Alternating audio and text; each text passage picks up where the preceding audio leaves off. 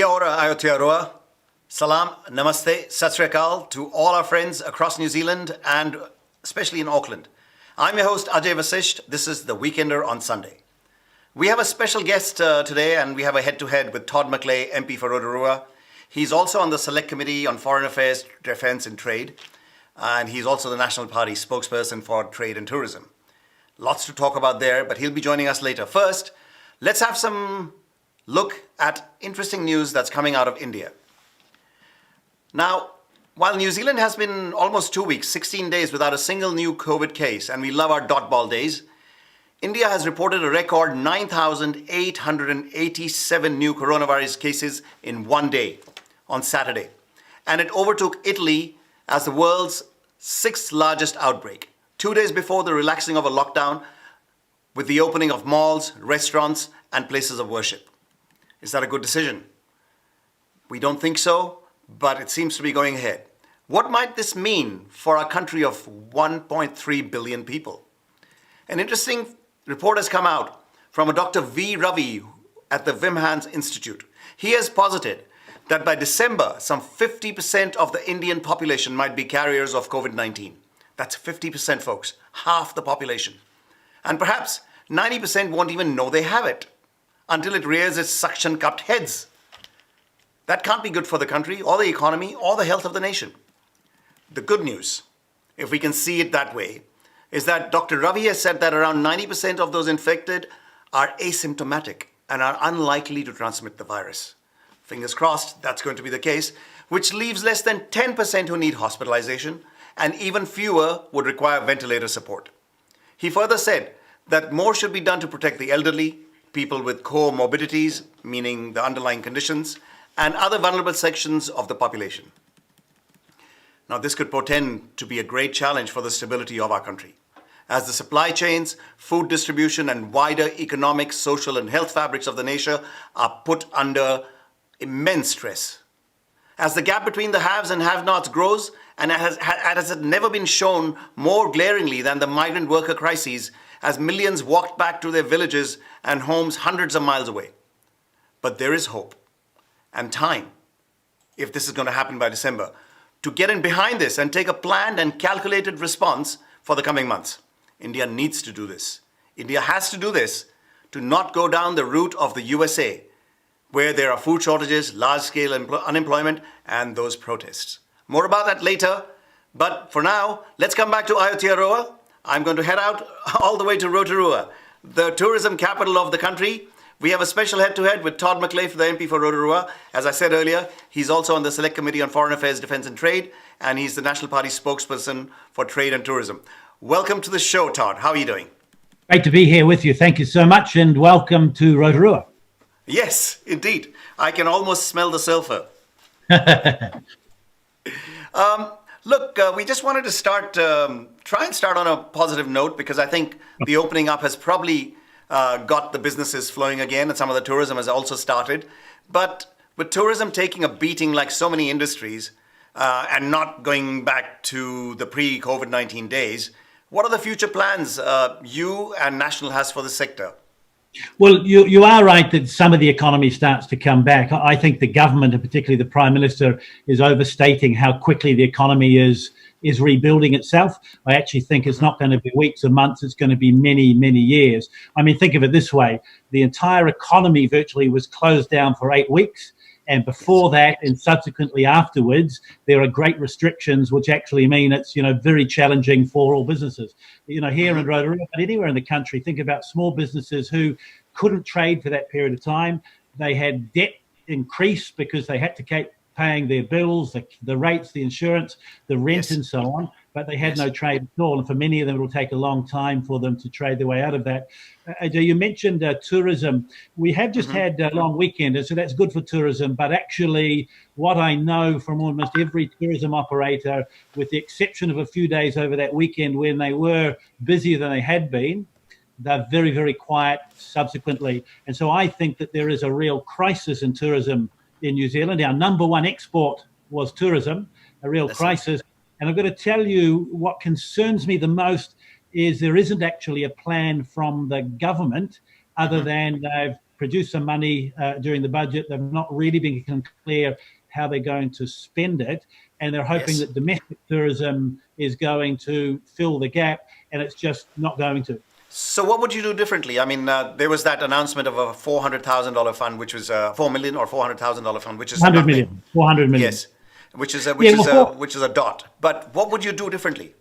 Well, if you think about it this way, $400 million is about $1,000 per person that's employed in the tourism sector. There are 400,000 people employed directly and indirectly in tourism.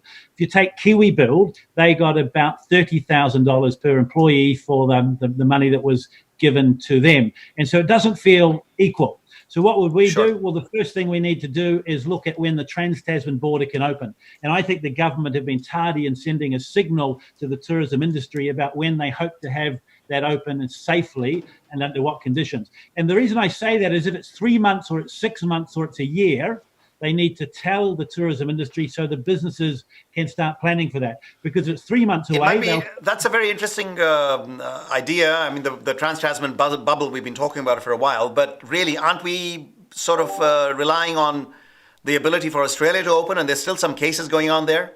Why would we want to open our borders in the midst of that? But if you look at Australia, they've had a lower incidence of mortality per capita than New Zealand has. And they've kept their economy open largely compared to ours being closed. They have very good track and trace. And there are ways for people to travel safely across the border without increasing risk. We know that at the moment because the government is letting people in. They are letting foreigners in. We see that they've let in a number of people from America where the disease seems to be rampant. They've allowed them to we've got Avatar crew coming from there. That's right. Yes. And there are others coming in. So the government must believe it is possible to do so safely. So what I'm saying is that they need to send a very clear signal to the tourism sector. If it's 3 months' time that they hope to have the border open, the ski fields in the South Island and the North Island can gear up for that because they know the Australians will be coming. If it's 6 months, you'll see tourism businesses start saying to their bank managers, well, we know there will be some visitors soon. We can plan for that. But because the government won't actually tell them when they hope to have it done by, the businesses have uncertainty and can't plan, and far, far more of them than need to will either lose their business and certainly lay off staff. As a spokesperson, is that not your job to clank the bell while you're in Parliament and ask them to get their move on? Well, we've been clanking the bell as loudly as we can for a very long time. And sadly, it seems the Minister of Tourism, Calvin Davis, has got his earmuffs on because he's just not listening. And all he talks about is safety. So nobody's saying we should open the border and make New Zealanders unsafe. We're not saying that at all. But what we're saying is to send the signal clearly of when they believe it could happen. And incidentally, I questioned him in the committee last week about why he wouldn't say when they hope to have it done by, and he said it would be irresponsible for a minister to do so. That very day, the Australian government, through their industry, said they hope to have the first flights in July of this year, and that's quite good progress. So the Australian government is sending a signal that they want to open the border at some point in the very near future, and they're starting to talk about the timeline. Our government, the phone is off. So to cut them some slack, maybe, given that we're going to alert level 1, hopefully in the coming week, maybe there'll be some better signaling in terms of the dates and the opening of the borders. Though the opening of the borders forever seems to be the quandary. If we open the borders, all these hard-won battles in terms of being a healthier nation than any other country in the world, almost, we may lose that. So I guess that's a very hard juggle. Well, no, but I don't accept that at all, because Japan has just said this week they want to open the border to a number of countries, including New Zealand. So Japan has said they want to open the border to us. They have performed the same as we have. Could New Zealand be having a very interesting experiment with how you deal with this kind of the pandemic, but doing it differently from all the other countries in terms of how we've kind of handled it? Not done like Sweden, not like the USA, definitely not like things happen in the UK. Could we be an experiment of sorts because it's a smaller population and it's an experiment that can be used for helping the rest of the world as well? Well, frankly, we shouldn't be having experiments on New Zealanders, and particularly with the economy. The health crisis is all but over. And I think all New Zealanders can take pride in the way that they did what they were asked to and their significant sacrifice. But here's the real challenge. Of those 400,000 people that work in tourism, there are estimates between 100 and 200,000 of them are going to lose their job. And when I question the minister on this, he says we can't save every job. We can't save every business. Actually, what he should be saying is we're going to try and save every business, and they should be talking more openly about that. You asked about what our plan would be. Well, the first thing we would look to do is have a timeline to open the Trans-Tasman border, and we certainly would be talking about the like-minded countries, Japan and Korea, and so on.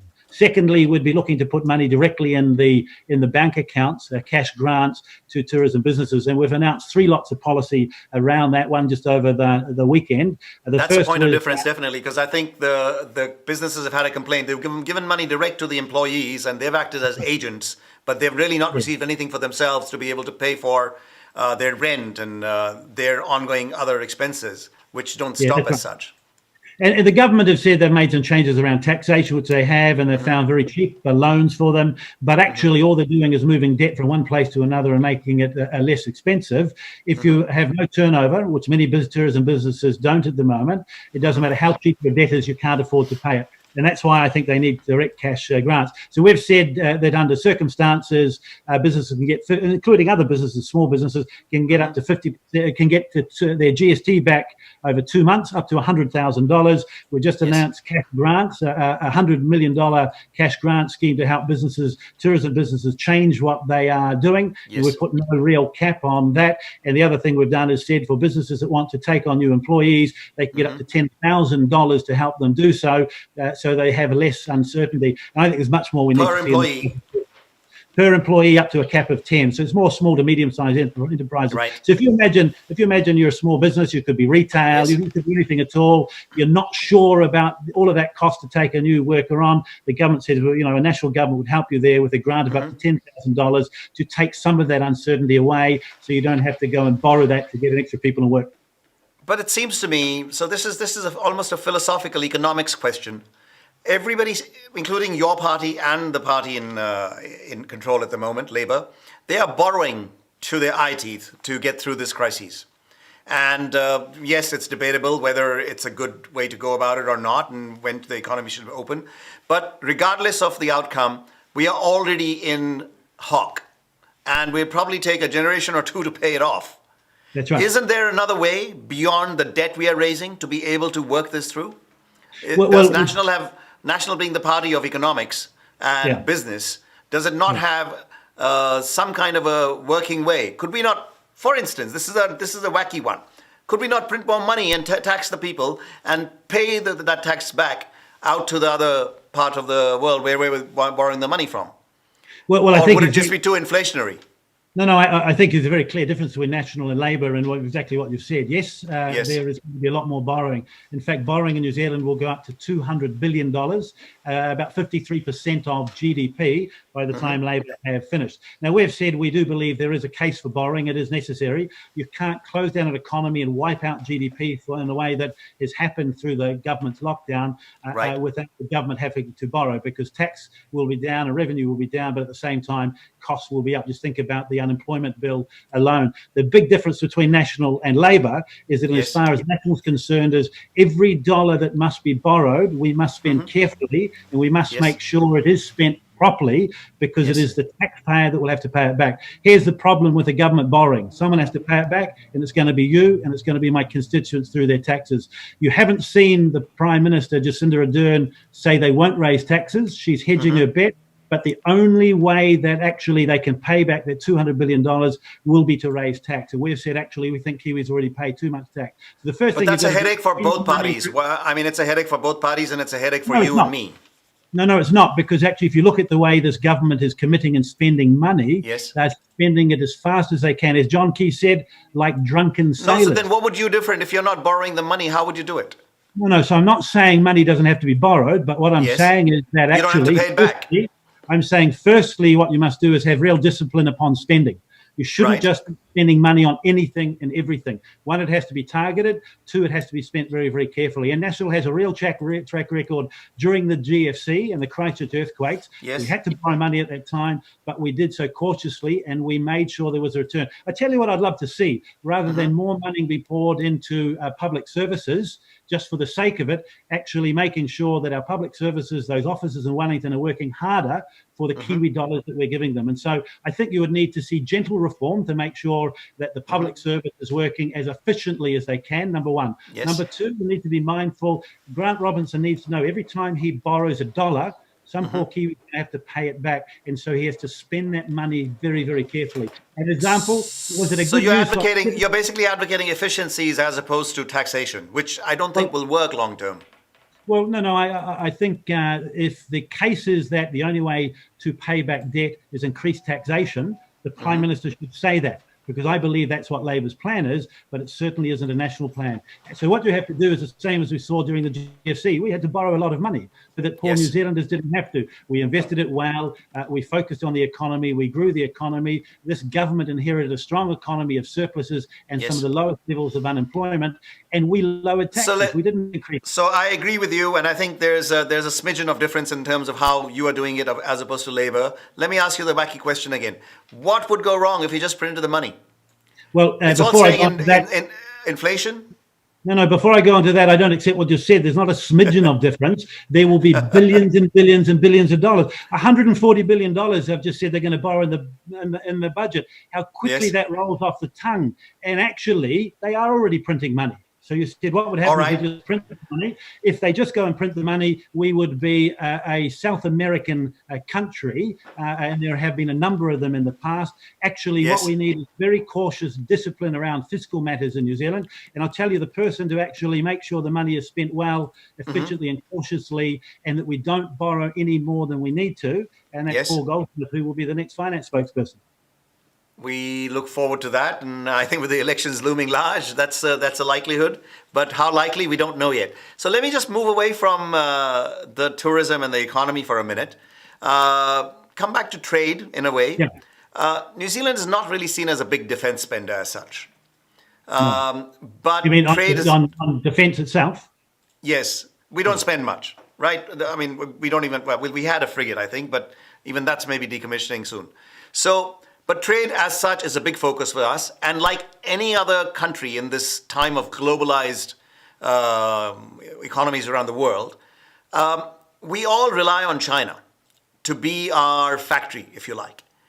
Are there going to be any changes under the new normal? Do we need to rethink globalization? And really, is China on the outer, or are we too dependent on them?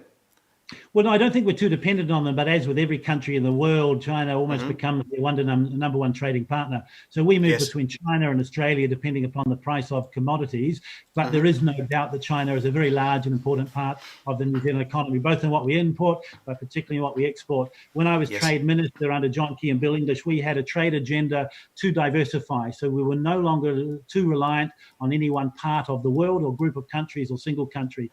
If you cast your mind back a long, long way, we were dependent upon the United Kingdom for all of our trade, and they joined the common market, and actually we lost that access, and it hurt the New Zealand economy. And so how well did that go? The trying to diversify away from China during your tenure, how well did that go? Look, very, very well. The TPP was negotiated and finalized. The US pulled out. We got the negotiation back on track, and this government came in and put the signature on that deal. That's very, very important because it's up to a third of the world's economy or more.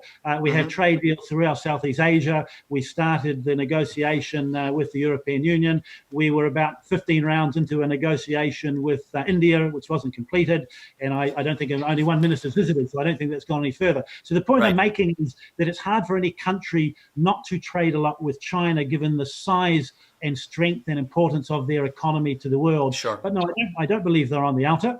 And I do believe a country like New Zealand doesn't have the luxury of picking favours or picking sides. We need to get on well with everybody and trade with everybody.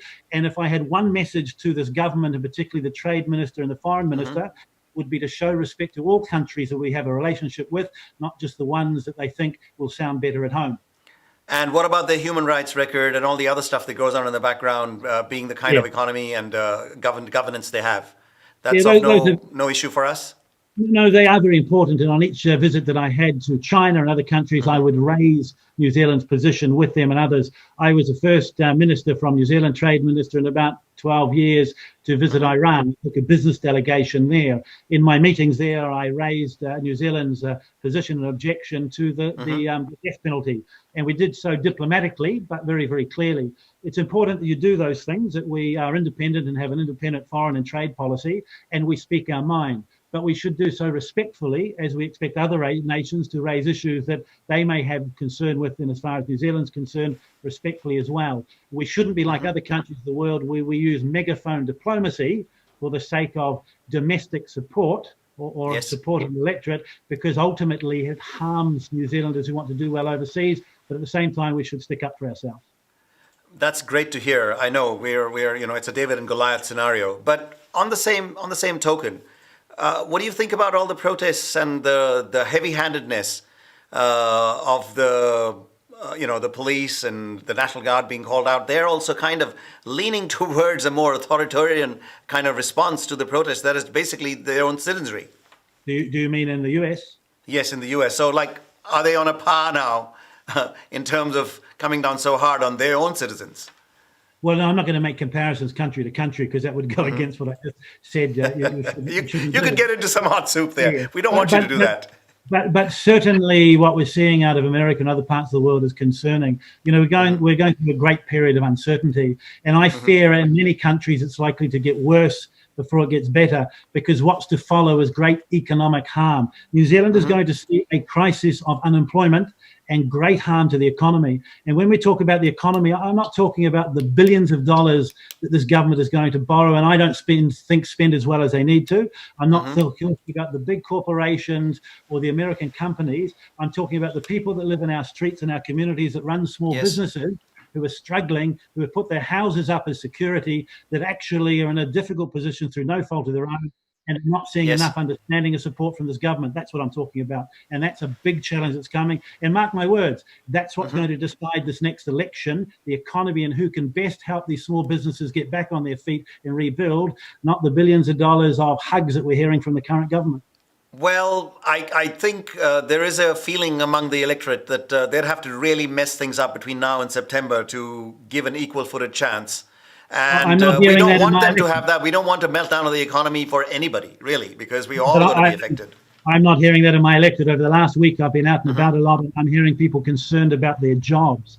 They're concerned about their jobs, and they say that even though mortgage rates are low, if they're concerned about their jobs and they haven't got a job, and they have to rely upon government support, they won't be able to pay their mortgages. So we're still 4 months from an election. And I tell you what, this is not like no election we have seen before. This is going to be front and center about the economy, and the significant harm to the economy, and the unemployment rate is yet to come because Treasury even is starting to signal it. I think for those that say it's a foregone conclusion, I'll take the bet any day of the week. We like that kind of positivity. It's what New Zealand has been built on. I think the pioneers were definitely the positive sort. But this is something that may not be in your portfolio, as it were, but just from a personal perspective. There's a lot of migrant workers in the tourism sector, a lot of front of the house staff, if you like, even in the background. And they're not really getting a fair share in terms of what the government has been, putting forward as a wage subsidy and stuff. And given their involvement in the tourism sector, which is shrinking, do you see any ray of light for probably thousands of them that are affected by it, and also from within our community, in the Indian community? Yeah. So look, it could be tens of thousands. I know in Queenstown, for instance, there are 5,000 foreign workers who are stranded. And I was only sticking with Rotorua for right now, but let's look across the same here. But if you take Queenstown from tourism, that would be the largest number, I think, about 5,000. Certainly. So initially, I understand the wage subsidy was extended to them, but I'm not sure it is anymore, and the new wage subsidy is not, and they're not entitled to social welfare. And I know from Hamish Walker, our MP down there, who's been working very, very hard, because it actually will become a humanitarian crisis. These are people that have no support base and no income and no wealth to get by. The government is virtually saying to them, get in touch with your embassy, and that's just not good enough. Because these were people that were or civil defense, which I don't know how well that thing is working, because there's still people who are really feeling the brunt, and sometimes it's an issue of not even having enough food. So I think that needs to be addressed. Well, the community is helping, and people are giving food and they're supporting them. But if there are 5,000 workers there, and there will be thousands and thousands in other parts of the country, the government is asleep at the wheel. They should be waking up and trying to sort this out. And the reason they need to do so is actually these were people that were invited into New Zealand. Unemployment is going to be too high for too long, there is not likely to be employment for them. In fact, New Zealanders will be given the first opportunity to get the jobs as they are created. We can't have them languishing here and just extending their visas. The government needs to sort it out because it's the government's problem. It's not the community of Queenstown. It's not the community of Rotorua. And I really hope they are listening and stepping up because, New Zealanders seem to be fair-minded. We look after people. New Zealanders around the world are very welcoming. We get on well with everybody. We shouldn't have invited these people in and now all of a sudden let them languish. At the very least, the government should be helping repatriate them and send them home where they can. And so far, again, the phone is off the hook. Well, it's either side has not been really happening. They're not being sent home and they're not being helped very much here either. Right. But on that note, I think there's another bell for you to clang on the behalf of these workers when you head back to Wellington. I presume early next week? Week afterwards. We've got a recess coming up. You got a recess. You can't afford to take time off in the middle of a crisis. It's an economic crisis, and so I'm out talking to businesses. And I'm having you on. I guess you guys need to go back home about as what you need to see from us from policy, but I know what you mean. Yes. So the MPs are going to be the privileged class once more. All I can say is tut tut. Well, list MPs are privileged. I'll be working pretty hard in my election. I understand. And you come across some migrant workers there, do talk to them. And I think, we would love it if we could hear back from you on what transpired when you clanged that bell. Absolutely. Well, we've been doing it for a while. Todd McClay, our leader, was down in Queenstown on Friday and announced our $100 million policy to partner with tourism to get money into their business and help them grow. And that was raised with him, and he's quite hot on that. Our MP down there has been raising it, as Mayor Bolt has been, and others. Our immigration spokesperson has. So it's not that the government hasn't been told. This has been raised again and again. In fact, there have been TV programs and on the news about it, but I just don't see them grasping that a solution is needed. In my electorate, interestingly, in the Tipuki area, we have a lot of kiwi fruit, and so there are migrant workers there who continue to work and do a very, very important job. Kiwi fruit was able to stay open during the lockdown, and it's going into China and other markets of the world, and that's very good for the local economy. And so it's not all bad news, but ultimately there are a lot of these migrant workers who are languishing here, and I just don't think it's good enough for the government to not pay us. So thank you very much, Todd. I think we don't want to put you on any more nails for today's interview, but you do have to go and clang that bell rather hard. Can I a small pitch? May I put a pitch in before you go? To everybody, what do you think this whole thing was? To everybody listening in on your show, millions of people, they've worked very, very hard through the lockdown. They're coming to terms with what it means. Let's hope and pray we get to level 1 next week. The Prime Minister should have done it last week. I don't know why they're so slow. But if you need to get away, come to Rotorua. Do you know that there was only one person with COVID-19 in our hospital for a few days? The rest of the time, hospital was empty. We had no other cases. That person recovered. We are COVID-19 free. It's the safest part of the world to come and visit, as the rest of New Zealand is very, very safe. Of course. There's so much to do. The people are so welcoming, and there's some reasonable bargains at the moment. So come and support local tourism and local people, and shop local. Let me talk to my management and see if we can't come walk about in Rotorua and kind of see the lovely sights and help promote it as well. Because I think domestic tourism could be a key while we're waiting for the overseas tourists and the borders to open. I invite you. We'll come and do a program here. We'll both jump off something together. Oh my God! I just decided to say no. I'm kidding. Right. That's really nice to talk to you, Mr. McClay. It's been a pleasure having you on the show, and love your enthusiasm, love your focus. Keep doing it, and last but not least, I'm back on that same soapbox. Clang that bell for the migrant workers when you head back in, and the level 1 alert and all the rest of it as well, of course. I'll join with my friend Kamuljit, and we'll do that together.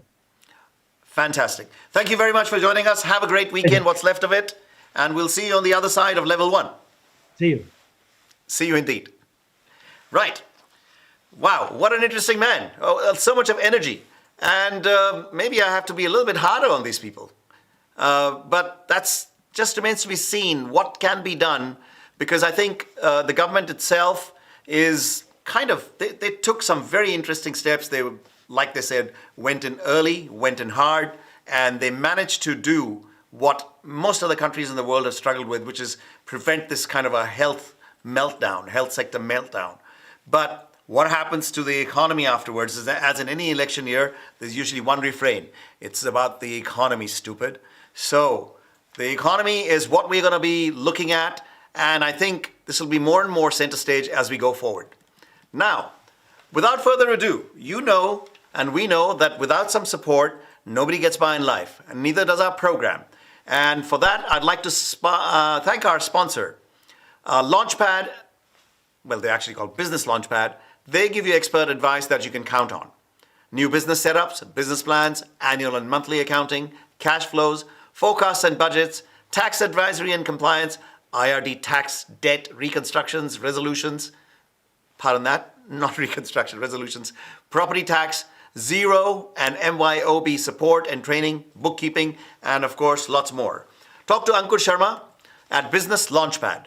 Chartered accountants, tax, and advisory services. You can call them on 09 520 1515. The number again, just in case you're writing it down, 520 1515 in Auckland, which is 09. Otherwise, their website address is launchpad.co.nz. So thank you to Business Launchpad for supporting us as well. Now, continuing with today's discussion, let's go to some astonishing news that's been developing and coming out of the USA. I think everybody would agree that the protests that have erupted over there have not only shocked and surprised people, but have kind of made the rest of the world wonder how we can bring about change in terms of the inequality between people, between races. Now, let's have a look at it. You'd have to be living under a rock if you don't know about the Minneapolis cop.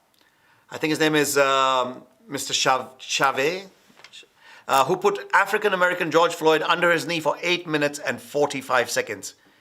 While George kept pleading, "I can't breathe." He died from the arrest ordeal. And for what? Just spending an alleged $20 fake bill?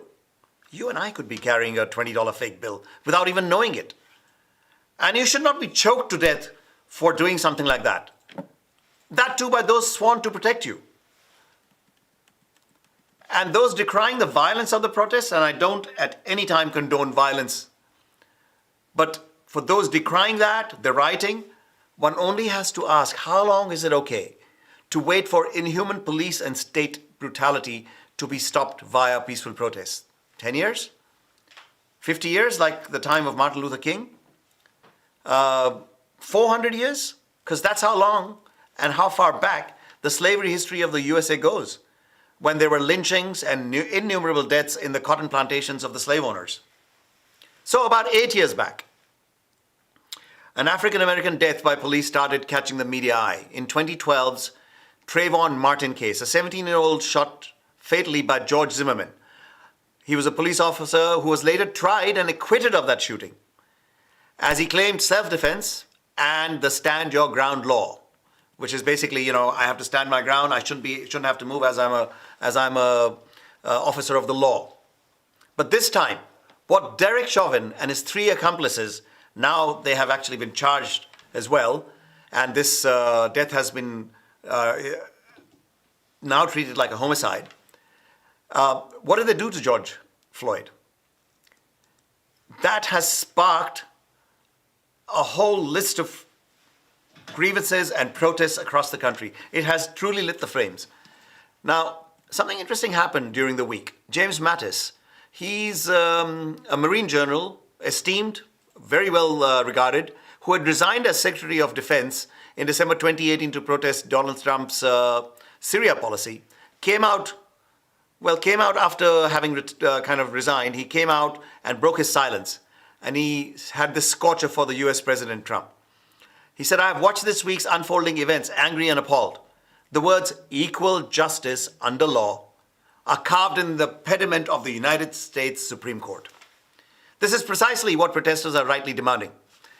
It is a wholesome and unifying demand, one that all of us should be able to get behind. We must not be distracted by a small number of lawbreakers.